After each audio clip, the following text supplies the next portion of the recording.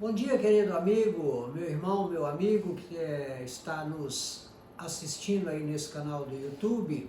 Nós somos da Igreja Batista ali da Nova Marabá, Folha 32. Eu sou Edmilson Duarte. Nós estamos aqui, eu, Edmilson Júnior, Milena, para gravar esse vídeo e mandar para você. E nós queremos te cumprimentar na graça e na paz do Senhor Jesus e que o nosso Deus possa falar ao coração de todos nós nesse estudo dessa manhã. Esse é o nosso propósito, né? Nós queremos te desejar a paz do Senhor e desejar que você esteja bem, com saúde, e que a sua casa também estejam todos bem, né?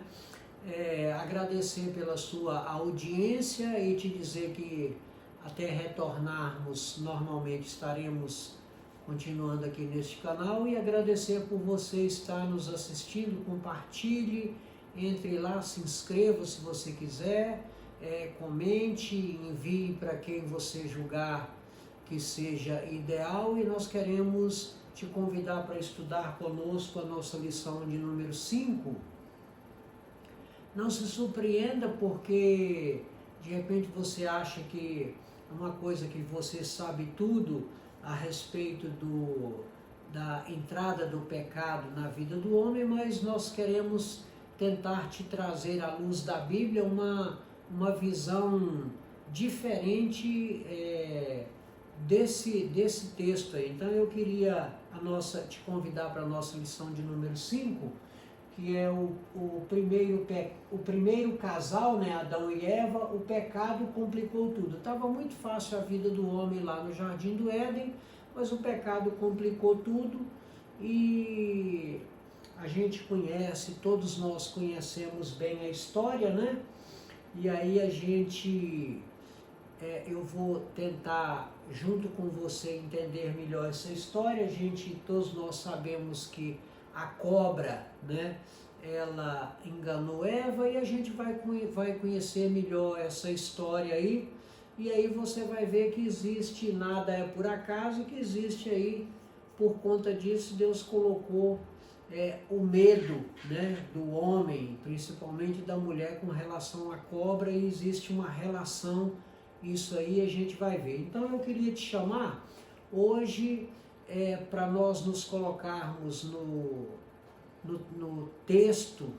Eu vou ler todo o capítulo 3 com você. Você com certeza não vai ver, não vai conseguir, porque a fonte está muito pequena, mas eu vou te convidar a abrir a sua Bíblia e abra a sua Bíblia no capítulo 3 de Gênesis, e você vai me acompanhando aí, a gente vai fazer essa leitura. Olha o que diz a palavra de Deus lá em Gênesis 3. Acompanhe comigo aí na sua Bíblia a leitura. Olha só, o que diz lá o texto. A cobra era o animal mais esperto que o Senhor Deus havia feito. Ela perguntou à mulher: é verdade que Deus mandou que vocês não comessem as frutas de nenhuma árvore do jardim? A mulher respondeu: podemos comer as frutas de qualquer árvore, menos a fruta da árvore que fica no meio do jardim. Deus nos disse que não devemos comer dessa fruta, nem tocar nela. Se fizermos isso, morreremos. O verso 4. Mas a cobra afirmou: vocês não morrerão coisa nenhuma. Deus disse isso porque sabe que, quando vocês comerem a fruta dessa árvore, os seus olhos se abrirão e vocês serão como Deus, conhecendo o bem e o mal. Começou aí a cobra, enganou a mulher, incitando a mulher a ser igual a Deus, né? Verso de número 6. A mulher viu que a árvore era bonita e que as suas frutas eram boas de se comer. E ela pensou: como seria bom ter entendimento. Aí apanhou uma fruta e comeu, e deu ao seu marido, e ele também comeu. Tá? Vamos acompanhando aí. Verso 7. Nesse momento os olhos dos dois se abriram, e eles perceberam que estavam nus. Então costuraram as folhas de figueira para usar como tangas. Naquele dia, quando soprava o vento suave da tarde, o homem e a sua mulher ouviram a voz do Senhor Deus que estava passeando pelo jardim. Então se esconderam dele no meio das árvores. Mas o Senhor Deus chamou o homem e perguntou: onde é que você está? O homem respondeu: eu ouvi a tua voz quando estava passeando pelo jardim, fiquei com medo porque estava nu, por isso me escondi. Aí Deus perguntou: quem foi que disse que você estava nu? Por acaso você comeu a fruta da árvore que eu proibi de comer? O homem disse: a mulher que me deste para ser a minha companheira me deu a fruta e eu comi. Verso 13. Então o Senhor Deus perguntou à mulher: por que você fez isso?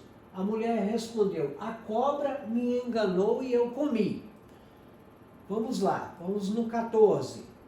Então o Senhor Deus disse à cobra: por causa do que você fez, você será castigada. Entre todos os animais, só você receberá essa maldição. De hoje em diante, você vai andar se rastejando pelo chão e vai comer o pó da terra. O 15. Eu farei com que você e a mulher sejam inimigas uma da outra, e assim também serão inimigas as suas descendências e a descendência dela. Esta esmagará sua cabeça e você picará o calcanhar da descendência dela. Para a mulher, disse Deus: vou aumentar o seu sofrimento na gravidez e com muita dor você dará à luz filhos. Apesar disso, você terá desejo de estar com seu marido e ele a dominará. O 17. E para Adão, Deus disse o seguinte: você fez o que a sua mulher disse e comeu a fruta da árvore que eu proibi de comer. Por causa do que você fez, a terra será maldita. Você terá de trabalhar durante a vida inteira, a fim de que a terra produza alimento suficiente para você. O 18, acompanhe aí. Ela lhe dará mato e espinhos, e você terá de comer ervas do campo. Acompanhe na sua Bíblia aí. Terá de trabalhar no pesado e suar para fazer com que a terra produza algum alimento. Isso até que você volte para a terra, pois dela você foi formado. Você foi feito da terra e vai virar terra outra vez. Verso de número 20. O homem pôs na sua mulher o nome de Eva, por ser ela a mãe de todos os seres humanos. 21. E o Senhor Deus fez roupas de pele de animais para Adão e sua mulher se vestirem. Então o Senhor Deus disse o seguinte: agora o homem se tornou como um de nós, pois conhece o bem e o mal. Ele não deve comer a fruta da árvore da vida e viver para sempre. Por isso o Senhor Deus expulsou o homem do jardim do Éden e fez com que ele cultivasse a terra da qual havia sido formado. O 24. Deus expulsou o homem e no lado deste jardim pôs os querubins e uma espada de fogo que dava voltas em todas as direções. Deus fez isso para que ninguém chegasse perto da árvore da vida. Ok? Todo o capítulo e a gente vai tentar esclarecer ao longo de toda a nossa lição. Aí eu queria fazer um acordo com você acerca do que seja o pecado.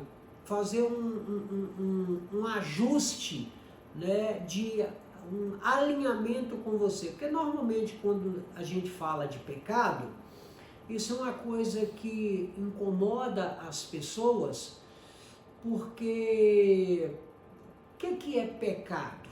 Né? O que é a definição de pecado? Então, quando a gente, para algumas pessoas, eles se sentem muito incomodados quando se fala de pecado, nos tira da nossa zona de conforto, porque a gente atribui ao pecado alguma coisa que seja escabrosa, tipo adultério, assassinato, roubo, fraude. Então a gente potencializa o pecado para coisas escabrosas. Então Às vezes eu não tenho adulterado, eu não tenho roubado, eu não tenho fraudado, será que eu sou pecador? E aos olhos da Bíblia eu posso te afirmar que todos nós pecamos e destituídos estamos da glória de Deus. Então, todos nós pecamos. Então, sintetizando, o que é pecado? Pecado é tudo que desagrada a Deus e a gente vai ver isso com um pouco mais detalhe. Então, vamos entender um pouco acerca do pecado, de algumas definições para nós fazermos aí um ajuste de conduta, de alinhar para o mesmo pensamento. Vamos lá, olha só. Pecado é qualquer coisa que seja desobediência a Deus, né? Vamos entender isso melhor. Adão e Eva aprenderam pela dor que porque Deus é santo e odeia o pecado, ele tem que castigar os pecadores. O resto do livro de Gênesis conta a história dolorosa de vidas destruídas por causa da queda lá de Adão e Eva. Então a nossa vida mudou completamente. O homem, ele não foi feito para que morresse, e a gente vai ver mais para frente que o salário do pecado é a morte. Então o homem foi feito para que vivesse em comunhão com Deus, mas o homem abriu mão disso quando desobedeceu, né? Como se deixou ser enganado lá pela cobra. Bom, o pecado inclui erros não intencionais, às vezes é involuntário. O que nós entendemos disso aí? Você já fez alguma coisa errada sem perceber e só se deu conta um tempo depois, apesar do seu pecado não ter sido intencional, ainda assim foi um pecado. Para a gente ajustar aí os pensamentos. O pecado é uma doença sem cura. Como é que a gente vê isso aí? O pecado é uma doença sem cura e todos nós temos. Só o toque de Cristo pode tirar nossos pecados milagrosamente, pode nos restaurar para uma vida real. O pecado tem um aspecto tanto interior quanto exterior. De que forma? Nós nos preocupamos mais com o que está na nossa dieta do que o que está nos nossos corações e nas nossas mentes. É um questionamento. Nós estamos preocupados mais com a nossa dieta? Os judeus acreditavam que eles podiam estar limpos diante de Deus pelo que eles deixavam de comer e às vezes não se preocupavam muito com o comportamento, né? Sem Cristo, o resultado do pecado é a morte. Eu já disse, Paulo nos ensina que o salário do pecado é a morte, né? Você é livre para escolher entre dois senhores, mas não é livre para manipular as consequências de sua escolha. Tudo que a gente planta, a gente colhe, né? Cada senhor paga com seu tipo de moeda. A moeda do pecado é a morte, a moeda de Cristo é a salvação, né? Se arrependa para que o pecado seja neutralizado. É a única forma, a gente vai ver isso aí. Mesmo que falar de pecado repetido, às vezes eu queria te desafiar que visse o vídeo, que assistisse até o final. Porque mesmo que isso te tira da sua zona de conforto, tira a mim também, porque quando se fala de pecado, mostra toda a nossa dificuldade. Então eu quero te desafiar, mesmo você que é meu amigo, que está assistindo esse vídeo, eu queria te desafiar a assisti-lo até o final. Não se sinta ofendido nem incomodado, porque normalmente quando falamos de pecado, realmente isso nos tira da nossa zona de conforto, né? Nos faz confrontar com a nossa realidade. E talvez esse confronto de realidades, ele nos incomode, mas continue assistindo até o final que você vai entender que há uma saída para todas essas coisas e a gente vai vê-la à luz da Bíblia, né? Se arrependa para que o pecado seja neutralizado. De que maneira? O arrependimento tem dois lados. Virando as costas para o pecado e se virando em direção a Deus. Você escolhe que decisão você quer tomar, né? Para estar realmente arrependido, temos que fazer ambas as coisas. Não podemos falar que acreditamos e vivemos da maneira que quisermos, né? Veja Mateus no capítulo 3. Por outro lado, também não podemos simplesmente viver uma vida moralmente correta sem ter uma relação pessoal com Deus, pois isso não traz o perdão dos nossos pecados. Quais são as consequências do pecado? E já entrando na nossa lição, né? As consequências do pecado são o seguinte: o pecado, via de regra, ele nos traz culpa e vergonha, né? Quais que foram as consequências para a mulher, né? Sofrimento na gravidez e os conflitos com o marido, pela desobediência a gente vai ler. Quais foram as consequências por homem?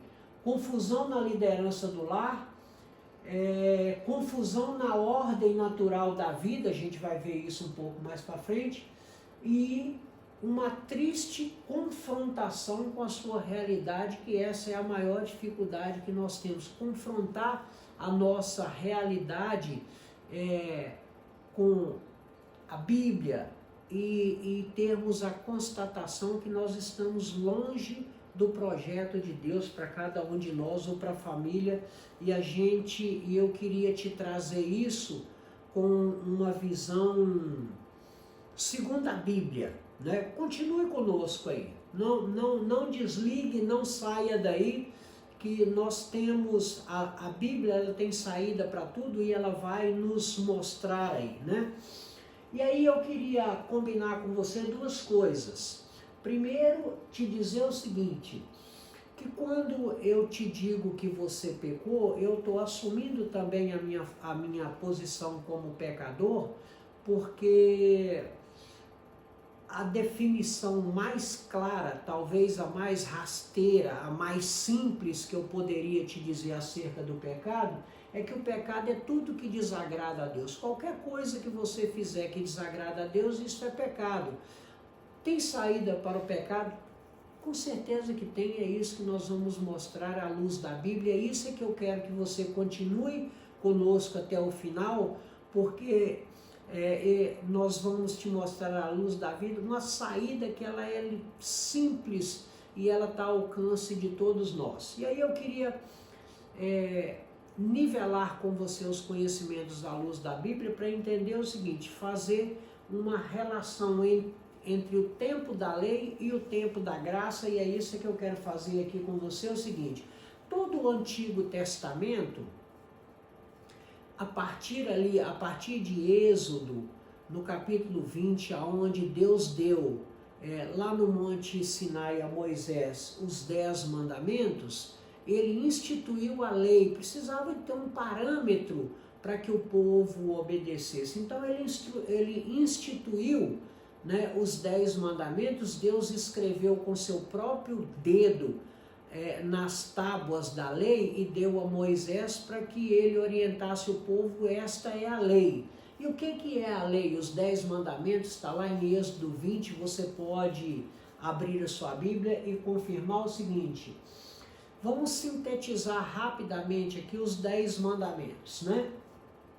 Primeiro, não terá outros deuses além do nosso Deus, né?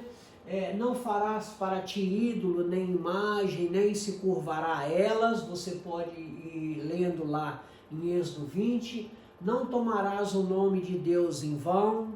O quarto mandamento, lembra-te do dia do sábado para o santificar.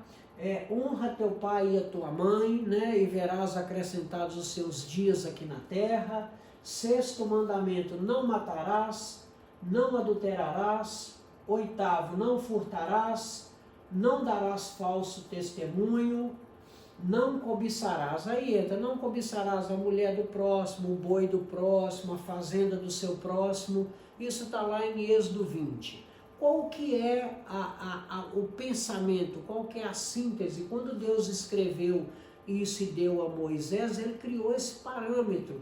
Então, aqui seria a regra para a salvação, né? A regra para a salvação. Então o Velho Testamento, todo ele ensina acerca da lei. A lei, ela foi feita para ser cumprida, né? E não para ser discutida. No Evangelho de Tiago, ele nos ensina o seguinte, olha só. Tiago, no capítulo 2:10, o que é que Tiago nos ensina? Porquanto quem obedece toda a lei, mas tropeça em apenas umas das suas ordenanças, torna-se culpado de quebrá-la integralmente. O que é que Tiago está nos dizendo com isso? Se você é adepto da lei, né, que você acha que você tem cumprido toda a lei, mas Tiago está nos dizendo o seguinte, se você descumprir um, se você tropeçar em um dele, você é réu de todos os outros. Aí você pode estar se perguntando, então não tem saída para mim? Aí é isso que eu quero nivelar com você, é o seguinte, porque quando Deus, na sua perfeição, ele criou um plano de salvação, que ele criou os 10 mandamentos, ele já pensou também, além no tempo da lei, ele já pensou no tempo da graça, que é o tempo que nós estamos vivendo hoje. E o que é o tempo da graça? O tempo da graça é Jesus Cristo, nós não estamos mais sob esta lei, nós estamos sob a graça salvadora de Jesus Cristo. O que isso quer dizer? Isso quer dizer o seguinte, reconhecemos que somos pecadores, mas reconhecemos que só o sangue de Jesus pode nos livrar de todo pecado. Como é que é isso? O sacrifício que nós teríamos que fazer, ele fez na cruz por nós, né? Então, a salvação hoje é pela graça. Nós vimos aqui o tempo da lei e agora eu quero mostrar para você o tempo da graça. E o que é graça? Graça é um favor imerecido. Graça é aquilo que nós recebemos sem merecer. E nós não merecemos, porque nós somos concebidos pelo pecado. Mas o sangue de Jesus tem nos lavado de todo pecado, tem nos purificado e nós conseguimos, nós obteremos a salvação através de Jesus pela graça, que é um favor imerecido. E é isso que eu quero te chamar, que assim, não importa qual seja o seu pecado, quando Deus ele idealizou o pecado, ele não fez uma escala de tamanho nem de valores. Para Deus não existe pecado pequeno e nem pecado grande. Todos eles são pecado e todos eles desagradam a Deus, mas a graça, ela nos lava e ela nos isenta e nos purifica de todo pecado, e a gente vai ver isso. E eu quero te dizer que nós não estamos vivendo o tempo da lei, e sim no tempo da graça. Olha o que Paulo, escrevendo ao povo de Roma, e se você quiser saber mais sobre pecado e sobre graça, leia o livro de Romanos, carta que Paulo escreveu ao povo de Roma, que ele vai dizer isso com muita clareza, você vai entender isso, tá? Olha só, Romanos 6:23... porque o salário do pecado é a morte, mas o dom gratuito de Deus é a vida eterna por Cristo Jesus, nosso Senhor. O salário do pecado é a morte. O homem, quando o homem foi concebido por Deus, ele foi concebido para viver eternamente com Deus no paraíso. Por isso que talvez algum de nós tenha medo de morrer, porque a morte para o homem, ela não estava nos planos originais de Deus. O homem não foi feito para morrer. Por isso que a morte às vezes nos incomoda, nos assusta, porque no nosso DNA está intrínseco vivermos eternamente. E nós podemos alcançar isso, viver eternamente com Jesus no céu, né? Não fisicamente, mas ainda conseguiremos viver eternamente. Por isso que a morte às vezes nos incomoda, nos assusta um pouco, porque é intrínseco do DNA do homem viver eternamente. Vamos continuar aqui o seguinte, o que Paulo, escrevendo ao povo de Éfeso, diz lá no capítulo 2, no verso 8? Porque pela graça sois salvos por meio da fé, isso não vem de vós, é dom de Deus, não vem das obras para que ninguém se glorie. O que Paulo está querendo dizer com isso? Ele está querendo dizer o seguinte: como é que eu posso me livrar dos meus pecados? Muito simples. Confesse os seus pecados a Deus. Acredite na graça salvadora de Jesus, seus pecados serão perdoados. Simples assim, simples assim. Não tem muito rodeio, né? Pela graça sois salvos por meio da fé. Se você disser para mim, eu creio em Deus, sinceramente, meus pecados estão perdoados, eu disse, com certeza, porque a Bíblia nos afirma isso com muita clareza. Pela graça sois salvos por meio da fé. Isso não vem de vós, é um dom de Deus. Eu não consigo me salvar pelas minhas próprias forças. Por mais recursos que você tenha, você não consegue comprar a salvação porque ela é de graça. Deus tem nos dado de graça isso aí. Ela não vem das obras. Ela não vem das obras para que ninguém se glorie, porque se ela viesse das obras, da caridade, de bondade, seria muito fácil para os ricos, que poderia fazer bastante bem para a humanidade e assim obter a salvação através das obras. Eu quero te dizer o seguinte, que as boas obras elas não salvam, mas as boas obras elas são frutos dos salvos. Os salvos, eles entendem que precisam ajudar o seu semelhante e fazer as boas obras. Não espere obter a salvação através das obras, é o contrário. As obras são os frutos dos que já estão salvos, que você entendeu que partilhar, compartilhar, abençoar, são coisas que elas nascem do coração de Deus. Pela graça sois salvos mediante a fé. Basta que você crê, você obterá a salvação, né? Romanos, e isso você pode continuar confirmando na sua Bíblia, para a gente andar, para o vídeo não ficar muito longo. Romanos 11:6, Tito 2:11, 2 Tessalonicenses no capítulo 2, verso 13, 1 Pedro 1:9, e Evangelho de João, Mateus, Marcos, Lucas e João. João no capítulo 1:16, ele diz o seguinte: todos recebemos da sua plenitude graça sobre graça. O que isso quer dizer? O que João está nos dizendo lá? Que nós recebemos cada dia uma graça maior, é graça sobre graça. Então, mesmo sem o nosso merecimento, Deus nos ama. E é isso que eu quero desfazer um pensamento diabólico que Satanás coloca na nossa mente.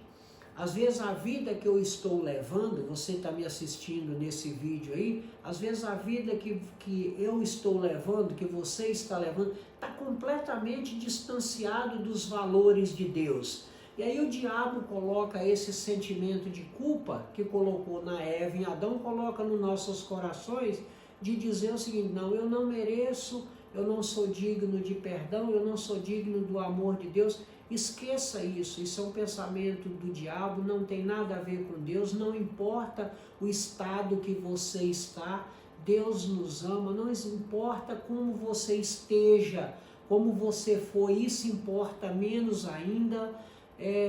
Para Deus não importa qual seja o seu passado, Deus está preocupado com o meu presente, o seu presente, o seu futuro e o meu futuro.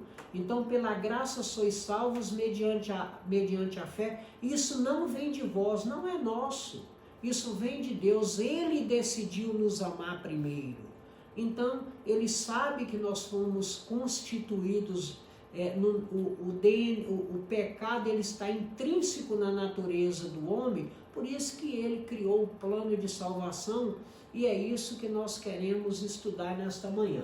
Ok, querido? Por isso que nós recebemos graça sobre graça, né? Mesmo eu não merecendo, Deus providencia livramento, providencia bênçãos e espera que a gente reflita no amor de Deus e que a gente tome a decisão correta de buscar a vontade de Deus e entender que a vontade de Deus, segundo Paulo nos ensina, ela é boa, ela é perfeita e ela é agradável. Talvez nós estamos passando por enfermidade, por dificuldade. Como entender que a vontade de Deus é boa, perfeita e agradável? Através da palavra. Ok, queridos? Vamos caminhar aí. E aí eu queria fazer uma breve introdução aqui com você para entrarmos literalmente na nossa lição, e a Milena já está me cobrando o tempo aqui. Vamos lá, vamos fazer essa pequena introdução. Nosso foco para essa lição será o casamento, estritamente a relação entre marido e mulher, relação com os filhos na aula de domingo que vem. Descobriremos como a graça e a misericórdia de Deus nos capacitam a ser cônjuge segundo a vontade de Deus. Você já se perguntou o motivo de tantas desavenças dentro de casa? Talvez você não tenha se perguntado, mas pergunte-se, né? Elas acontecem entre os cônjuges, entre pais e filhos e entre os irmãos. A resposta bíblica é pecado. Desde que o pecado entrou na existência humana, todas as relações se tornaram difíceis, tá? Fazer essa breve introdução para a gente entender o que seja culpa e vergonha, né? Olha só, primeira coisa, né? Sem culpa e sem vergonha. Adão e Eva, sem culpa ou vergonha, né? Adão e Eva viviam bem no Éden. Não devido às circunstâncias, porque eles tinham comunhão com Deus. Todo casamento busca semelhante relacionamento, é feliz de verdade, né? Mas quando a comunhão com Deus é interrompida, surgem sentimentos negativos, né? O que a gente, caminhando aí sobre culpa e vergonha, pode entender o seguinte? Vamos entender melhor o que seja culpa, né? No caso de Adão e Eva, consequência imediata da desobediência. Deus tinha dado uma ordem, Deus os colocou no jardim do Éden, liberou tudo que eles deveriam fazer. No entanto, disse, olha, de determinada árvore vocês não vão comer. Então, a culpa surgiu como consequência imediata da desobediência, né? A gente percebe que nos dias de hoje, com essas inversões de valores, a sociedade baniu alguns conceitos de pecado. Aí entrou o relativismo, a sociedade pós-moderna, então hoje muita coisa é relativa. O que era passado para a sociedade, no passado o que era pecado hoje é muito relativo, então a sociedade mudou alguns conceitos, mas a Bíblia não mudou esses conceitos. A Bíblia é muito clara do que seja família, do que é homem, do que é mulher. Então, esses valores, eles são imutáveis para Deus. A sociedade baniu alguns conceitos de pecado. O que era pecado, o que é pecado na Bíblia, a sociedade baniu, mudou, desvirtuou e tem nos enganado acerca desses conceitos, né?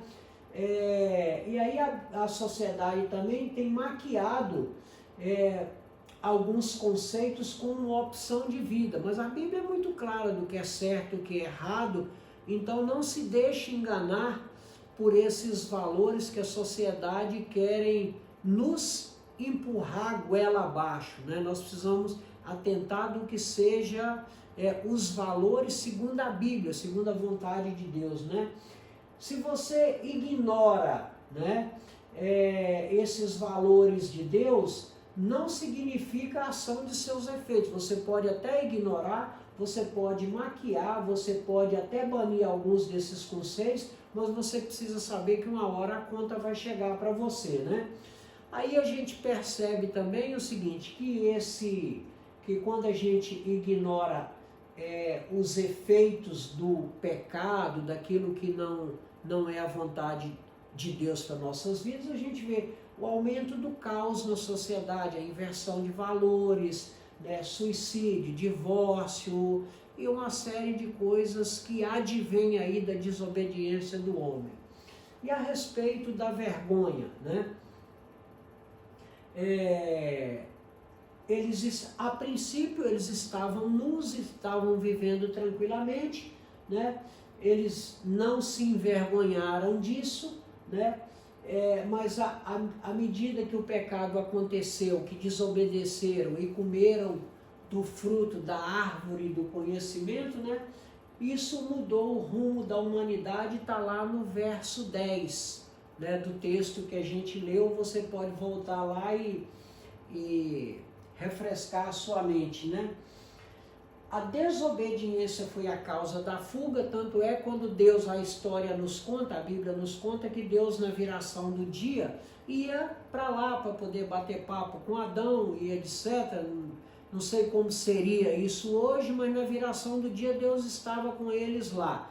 E eles, quando viram Deus após desobedecerem, eles fugiram da presença de Deus. E o que a gente percebe isso nos nossos dias, né? Que permanece assim até hoje. Pela graça sois salvos mediante a fé, e isso não vem de vós, é um dom de Deus. Por quê? Porque Deus, ele não foge. Eu quero deixar isso muito claro para você. Se você esquecer de tudo isso, ou se você desligar a sua TV agora, mas se você lembrar disso que eu vou te falar agora, tá ganho o meu dia. Porque é isso que eu quero te dizer, é o seguinte, que isso permanece assim até hoje. Toda vez que nós desagradamos a Deus, nós temos uma tendência natural de fugir de Deus. Eu não quero ler a Bíblia, eu não quero ouvir falar de Deus, porque eu sei que o meu comportamento tem desagradado a Deus. Mas isso é uma ação do homem, e isso vem lá da desobediência de Adão. Toda vez que nós desobedecemos a Deus, nós nos sentimos de forma indigna e nós queremos fugir da presença de Deus. Mas eu quero deixar bem claro para você o seguinte, que não importa qual seja a sua situação ou a minha situação, Deus, ele está querendo se aproximar de nós. Então, Deus nunca se afasta de nós, é nós que nos afastamos dele pela nossa natureza pecaminosa, porque nós temos consciência que aquilo que nós fizemos não é bom e que desagradou a Deus, então a gente foge. Mas não fuja dessa luz, não fuja da luz que é Jesus, né? Quais as consequências para a mulher, né? Consequências para a mulher. Dores e conflitos, né? As consequências do pecado, da desobediência. Multiplicou as dores da maternidade, né? Aí você pode estar pensando o seguinte, eu fui gerado do pecado? Com certeza, todos nós fomos gerados do pecado. Por que então a razão de tantos conflitos? Olha o que diz o verso 16, né? E o seu desejo será para o teu marido e ele te dominará. Aqui a gente entende o seguinte, esse para, na tradução do hebraico, aramaico e na etimologia da palavra lá raiz, esse para significa contra, né? Então, todos esses conflitos advêm aqui do verso 16, entendendo melhor isso aqui, o teu desejo será para, ou seja, o seu desejo será contra o teu marido e ele te dominará. Isso o que é essa divergência? Divergência de pensamento, divergência pela desobediência. A mulher também sabia que não deveria ter comido. Ela comeu, além de comer, deu para o marido foi omisso. Não adianta você ficar botando a culpa na mulher. Adão fez isso. Quando ele foi questionado, ele disse, não, eu comi porque a mulher que o Senhor me deu para comer. Então ele tentou tirar a culpa que era dele e colocar nas costas da mulher. Então, entendendo melhor aqui o verso 16, essa diferença, essa divergências de pensamento, elas advêm daqui. E a gente precisa minimizar isso de alguma maneira, né? A desobediência a Deus é a razão de tantos conflitos entre marido e mulher. Querido, não se iluda. Nós temos um desafio, estar casados é um desafio, nós temos uma lição mais para frente, que ela vai tratar só do desafio de continuar casado. Pessoas diferentes, né? Pensamentos diferentes, cultura diferente, motivação diferente, para poder vivermos juntos e ser um relacionamento duradouro, é impossível se não tiver o temor de Deus, para a gente aprender a ceder, a entender que tudo é um propósito maior, respeito mútuo e vai por aí afora, né? Essas são as consequências para a mulher. E quais são as consequências para o homem, né?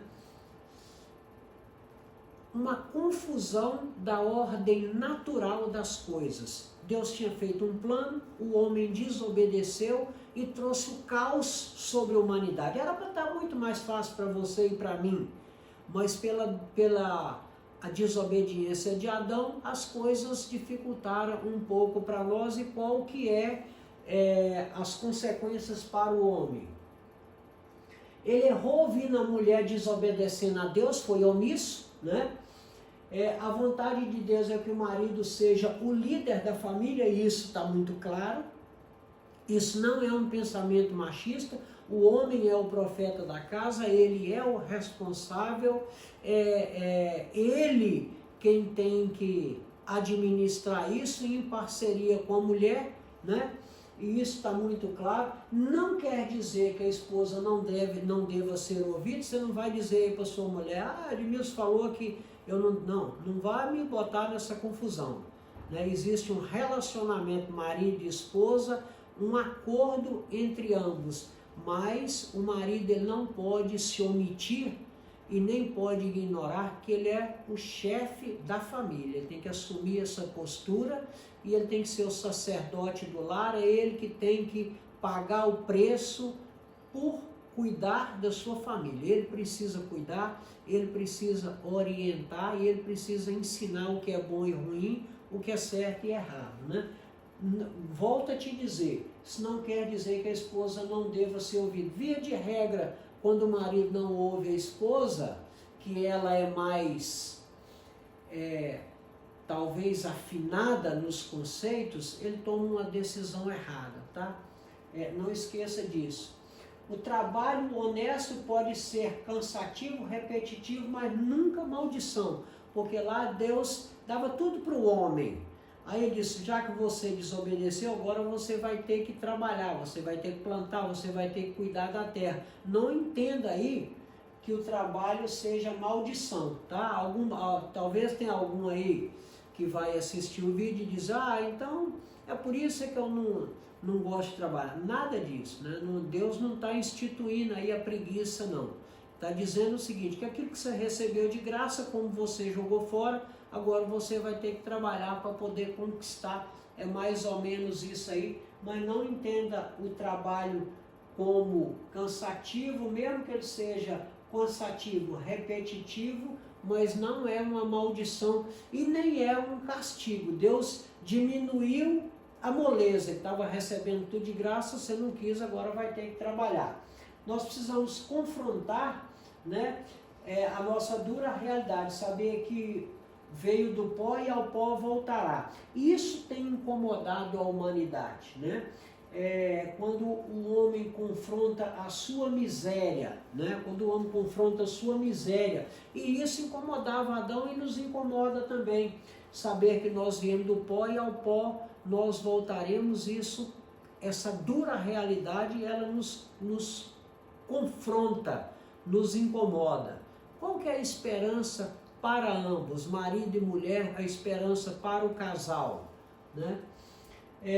A graça de Deus. Pela graça sois salvos, mediante a fé. Isso não vem de vós, é um dom de Deus. Já dissemos isso lá atrás. Romanos, no capítulo 5, verso 20, nos diz o seguinte, mas onde abundou o pecado, superabundou a graça. Não importa qual seja o tamanho do nosso pecado, a graça de Deus, ela superabunda. Ela é muito maior do que o nosso pecado, né? Então, por isso que não existe na escala de Deus um pecado pequeno, um pecado grande. Todos eles são pecado e todos eles desagradam a Deus, mas aonde abundou o pecado, superabundou a graça. A graça, o favor imerecido de Deus é maior do que qualquer pecado que porventura nós tenhamos cometido, né? A gente percebe lá que o primeiro casal, Adão e Eva, e a sociedade como um todo, lá eles foram enganados por uma mentira grosseira. A cobra disse para ele, olha, ele não quer que você coma porque ele não quer que você seja como ele. Uma mentira grosseira que a cobra enganou a mulher, né? Aí a gente percebe o seguinte, o sacrifício que purifica, verso 21, Deus fez roupas de peles de animais. E aí, é bacana a gente entender isso, que na simplicidade do texto, já naquele ato aqui, a partir do verso 21, a gente vai ver que na desobediência de Deus, na desobediência do homem a Deus, ele já instituiu aí um plano de salvação. E qual que era o plano de salvação de Deus? Era Jesus Cristo que fosse morrer naquela cruz pelos meus pecados, pelos pecados da humanidade. Por quê? Porque o sacrifício de Jesus purifica. No Antigo Testamento, o sacrifício de animais também era usado para remissão de pecados. O que a gente aprende no verso 21? Deus fez roupa de peles de animais, né? Adão e Eva, eles estavam vestidos, eles usaram folhas de figos e fizeram roupas para eles, né?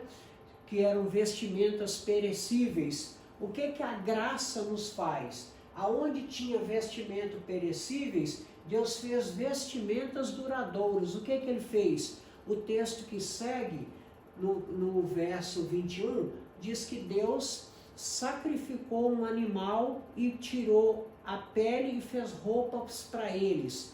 Então, o primeiro sacrifício de animais, o primeiro sacrifício serviu para ser vestimentas duradouras.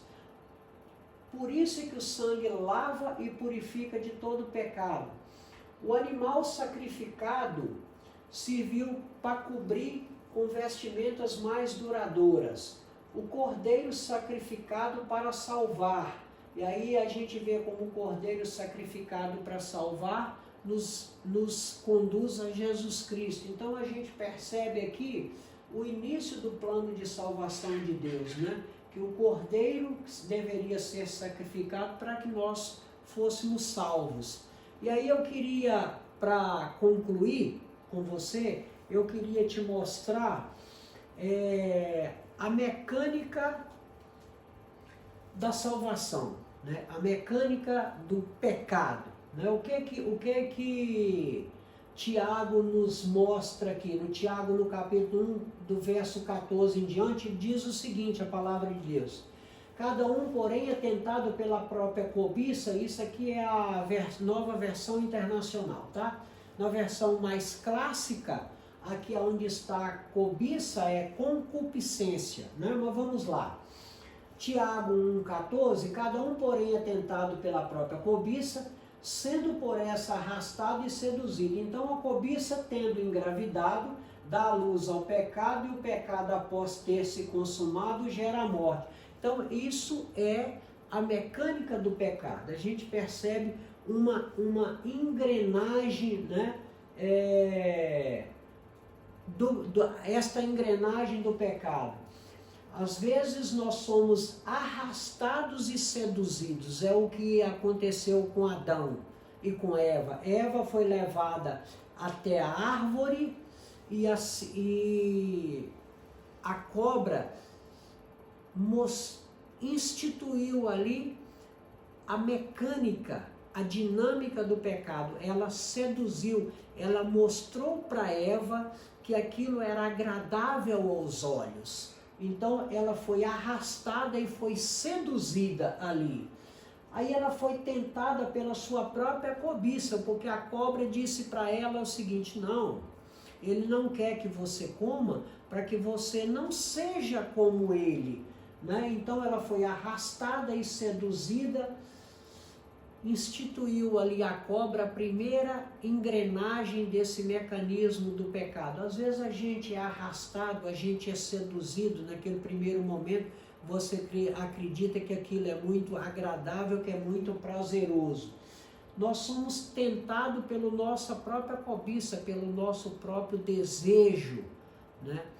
E aí já é a segunda engrenagem desse mecanismo. Depois de arrastado e seduzido, tentado pela própria cobiça, né? O pecado ele é engravidado e aí dá a luz ao pecado. Essa é a dinâmica do pecado.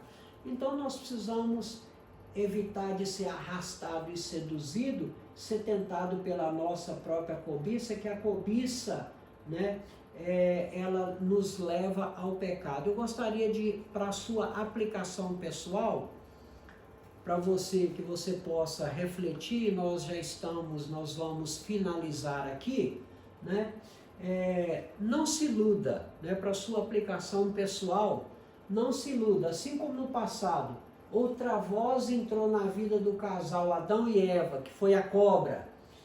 Hoje também isso acontece na vida de casais, para confundi-los e desviá-los da voz de Deus e de sua vontade. O que que isso nos alerta? Com os relacionamentos, amizades que a gente tem, pessoas a quem nós estamos compartilhando, pessoas que nós estamos ouvindo. Cuidado com essa voz que entra na sua casa com conceitos que estão tentando disseminar ou dissuadir, né? Lembre sempre das engrenagens aí do pecado.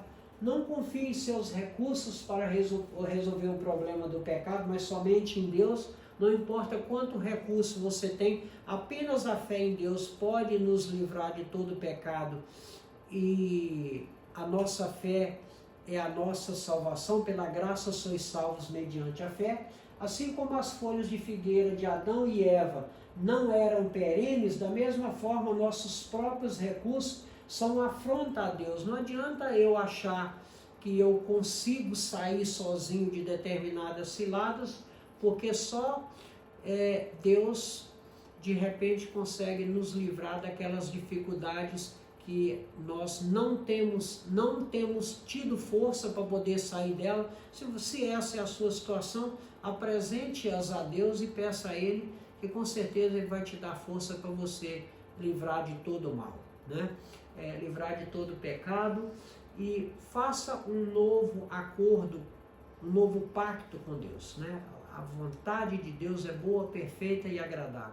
Queria agradecer a sua audiência, estar conosco, e te convidar para a nossa próxima lição, a lição de número 6, os primeiros filhos, os primeiros conflitos. Aí nós já vamos falar dos conflitos entre pais e filhos, filhos e pais. Te agradecer, não perca a 6ª lição, com certeza ela irá te surpreender. E eu queria te agradecer e desejar que você tenha um início de semana abençoado, que Deus te acampe os seus anjos ao seu redor, te abençoe ricamente, abra as janelas dos céus e derrame sobre nós bênçãos sem medida. Creia no Senhor Jesus, entregue sua vida ao Senhor Jesus, confie nele e no mais Ele fará. Muito obrigado. Gostaria de me despedir desejando a paz do Senhor, graça e paz, que Deus te abençoe e te guarde. Obrigado, uma semana abençoada a todos.